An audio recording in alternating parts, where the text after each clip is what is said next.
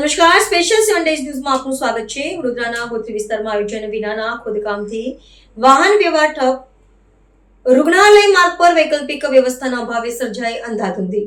વડોદરાના આધુનિક સુવિધાયુક્ત શહેર હોવાના દાવો વચ્ચે ગોત્રી વિસ્તારમાં વાહન વ્યવહારની અત્યંત ગંભીર પરિસ્થિતિ સર્જાઈ છે।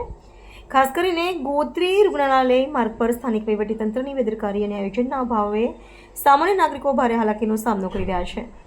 અતિ સંવેદનશીલ ગણાતા રૂગ્ણાલયની બિલકુલ સામે જ હાથ ધરાયેલા માર્ગ પર ખોદકામ અને અધૂરી કામગીરીને કારણે સમગ્ર વિસ્તારમાં અરાજકતા ફેલાઈ છે, જેના લીધે દૈનિક અવરજવર કરતા હજારો વાહન ચાલકો કલાકો સુધીમાં જામમાં અટવાયેલા રહે છે।